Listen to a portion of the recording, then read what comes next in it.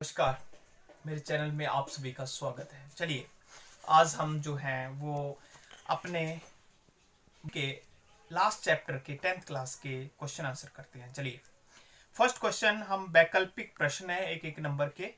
तो निम्न में से कौन सा दूरस्थ स्थित स्थान पूर्वी गलियारे से जुड़ा हुआ है। तो पूर्वी गलियारे की बात जो है वो जब आती है तो सिलचर और पोरबंदर की आती है, क्योंकि पूर्वी गलियारा सिलचर से पोरबंदर तक है। चलिए नेक्स्ट हम बात करते हैं।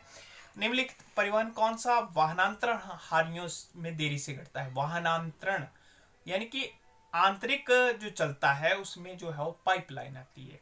नेक्स्ट है निम्नलिखित में से कौन सा राज्य हजीरा विजयपुर जमशेदपुर पाइपलाइन से नहीं जुड़ा है। तो महाराष्ट्र इसका सही आंसर है। नेक्स्ट, सबसे गहरा जो हमारा पतन है वो विशाखापट्टनम है और यह जो है वह पूर्णतः सुरक्षित है। नेक्स्ट जो है वो कौन सा साधन भारत का प्रमुख साधन है। तो रेल परिवहन जो है वो ऐसा परिवहन का साधन है जो पूर्णतः जो है वो व्यापार के लिए जो है वो अच्छा है। तो निम्न में से कौन सा व्यापार दो देशों में किया जाता है। तो इसमें अंतर्राष्ट्रीय व्यापार की बात आती है। चलिए हम क्वेश्चन आंसर की बात करते हैं आगे। सड़क परिवहन के 3 गुण बताइए। यहाँ 3 गुण पूछे गए हैं।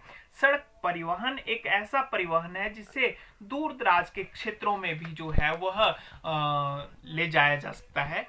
नंबर 2, जब भी ट्रेनों या अन्य के माध्यम से जो है वो व्यापार के लिए जो है वो सामान आता है तो उसको छोटे छोटे जो है वह गांवों में कस्बों में पहुंचाने का कार्य जो है वह सिर्फ सड़क परिवहन के द्वारा किया जा सकता है।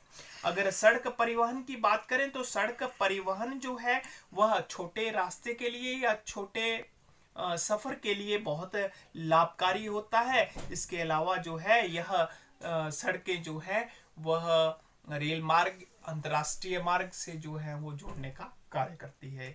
चलिए नेक्स्ट क्वेश्चन, रेल परिवहन कहाँ अत्यधिक सुविधाजनक होता है। रेल परिवहन हम बात करेंगे कि समतल इलाके जितने भी हैं उनमें रेल परिवहन सुविधाजनक है। इसके अलावा मैदानी इलाके जो अपने आते हैं उनमें भी यह जो है वो अच्छा है, क्योंकि रेल परिवहन जो है वह वहां पर जो है वो अत्यधिक जो है वह सुविधाजनक होता है। और जहां पर अत्यधिक घनी आबादी होती है यानी कि बहुत ज्यादा लोग जो है वह आते जाते हों, ऐसे स्थानों पर रेल परिवहन की अत्यधिक महत्वपूर्ण होता है। चलिए अगला प्रश्न हम करते हैं, सीमांत सड़कों के महत्व।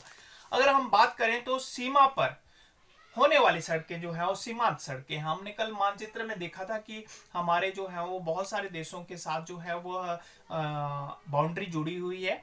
तो सीमांत सड़कें जो है वह इनका निर्माण जो है वो विकास संगठन 1960 के द्वारा किया गया और यह जो है वह गुजरात से लेकर जम्मू कश्मीर से लेकर जो है वह पूर्वोत्तर भारत में जो है वह जुड़ा हुआ है। अगर बात करें तो यह दुर्गम क्षेत्रों में भी संभव है, जैसे हमारा उत्तराखंड है, जम्मू कश्मीर है, अपना अरुणाचल प्रदेश है, असम नागालैंड इत्यादि में जो है वह सुविधाजनक है, बनाने के लिए भी अच्छा है। पहाड़ी क्षेत्रों में वैसे भी सड़क परिवहन बनाया जाता है। इसके अलावा यहाँ पर जो है वह आर्मी जो है वो तैनात की जा सकती है, उसके आने जाने में जो है वह अच्छा रहता है। और जब अगर जरूरत पड़े युद्ध वगैरह की तो अत्यधिक सेना को वहां पर भेजा जा सकता है। चलिए हम नेक्स्ट क्वेश्चन के बारे में बात करें। व्यापार दो लोगों या दो देशों के बीच में जब किया जाने वाला आदान प्रदान, दो लोगों के बीच में, दो गांव के बीच में, दो राज्यों के बीच में, या हम बात करें तो दो देशों के बीच में किया जाने वाला आदान प्रदान व्यापार कहलाता है। यह 2 प्रकार का होता है, स्थानीय व्यापार और अंतरराष्ट्रीय व्यापार। स्थानीय व्यापार उस व्यापार को कहा जाता है जिसमें एक स्थान से व्यापार को दूसरे स्थान में किया जाता है, या एक राज्य से दूसरे राज्य में, एक गांव से दूसरे गांव में किया जाता है और इससे जो है वो हमारी मूलभूत आवश्यकताओं की पूर्ति होती है। अंतरराष्ट्रीय व्यापार जो अंतरराष्ट्रीय लेवल पर किया जाता है और इस व्यापार से जो है वो अंतरराष्ट्रीय स्तर पर लोगों की आवश्यकताओं की पूर्ति होती है। तो यह दोनों में अंतर है। चलिए हम नेक्स्ट क्वेश्चन के बारे में बात करेंगे। यहाँ परिवहन तथा संचार साधन किसी देश की जीवन रेखा कहे जाते हैं, क्यों? तो हम बात करेंगे कि परिवहन और दूर संचार किसी भी देश की अर्थव्यवस्था कहे जाते हैं, क्योंकि इन्हीं के द्वारा जो है वो अर्थव्यवस्था का विकास होना संभव है। चलिए हम करते हैं नंबर 1 पॉइंट कृषि क्षेत्र की। परिवहन साधनों के द्वारा किसानों को अच्छे बीज, अच्छी जो है वो मूलभूत उर्वरक, कृषि के आधुनिक चीजें मंडियों तक ले जाने के लिए और समय समय पर दूर संचार, रेडियो, टेलीविजन या फोन के माध्यम से जो है वो जानकारी भी प्राप्त की जाती है। नंबर 2 उद्योग। परिवहन का साधन कच्चे माल तो को कारखानों तक पहुंचाना और माल तैयार करके जो है वह अपने जो है वो लोगों तक पहुंचाना। इसके अलावा अगर हम बात करें तो बड़ी बड़ी मशीनरियों का निर्माण करके एक स्थान से दूसरे स्थान तक ले जाने में भी इसकी महत्वपूर्ण भूमिका है और संचार साधनों के द्वारा नई नई तकनीकों की जानकारी दी जाती है कि इनको कैसे किया जाता है।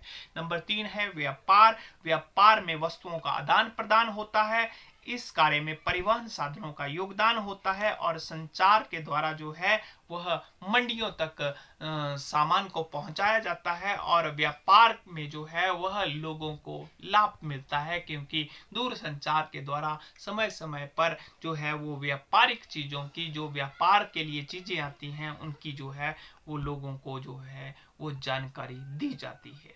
चलिए हम नेक्स्ट क्वेश्चन के बारे में बात करेंगे कि पिछले 15 वर्ष में अंतरराष्ट्रीय व्यापार में बदलती प्रवृत्ति का लेख लिखें। तो चलिए हम 15 सालों में बात करेंगे कि भारत जो है वो निरंतर जो है वह वैश्वीकरण, विश्व के स्तर पर जो है वो अग्रसर हो रहा है और इसी अग्रसर के द्वारा जो है वह हर एक क्षेत्र में अपने निर्यात को जो है वो अत्यधिक बढ़ाता जा रहा है और उसने आयात होने वाली वस्तुओं में अलिखित वस्तुएं सम्मिलित मूल्य रतन, कार्बनिक रसायन, कोयला, कोक, कोयला का गोला और मशीनरियां और भारत में बहुत सारी अन्य वस्तुएं जो हैं वह दी जाती हैं। पहले ये नहीं दी जाती थी। प्रौद्योगिकी का जैसे विकास हुआ तो यह कार्य होने लगा। अगर हम बात करें तो 2003 की अपेक्षा 2004 के दौरान देश में विदेशी पर्यटकों का आगमन 23.5% वृद्धि दर्ज की गई थी।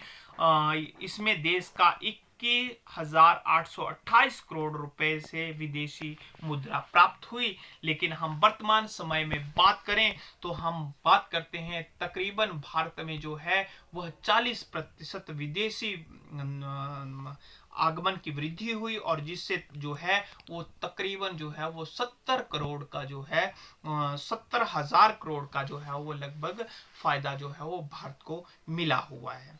तो ये जो है वो हमारे जो आपकी किताब है उसके क्वेश्चन आंसर है। कुछ अन्य क्वेश्चन आंसर कल मैंने आपको बताया था कि स्वर्ण चतुर्भुज किससे कहते हैं। तो स्वर्ण चतुर्भुज के गलियारे आपको आने चाहिए कि कौन कौन से गलियारे आते हैं। और हमने जो है वो बात की थी कि राष्ट्रीय राजमार्ग NH1 हमने NCPW की बात की थी।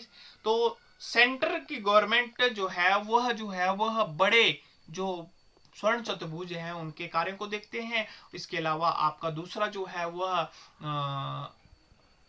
राज्य मार्ग आते हैं, राज्य मार्ग के बाद आपके जिला के मार्ग आते हैं, जिला के मार्ग के बाद आपके गांव के मार्ग आते हैं और गांव के मार्ग के बाद प्रधानमंत्री ग्राम सड़क योजना आती है और सीमांत सड़कें आती हैं।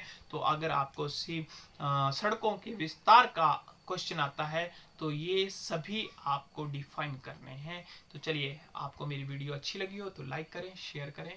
धन्यवाद।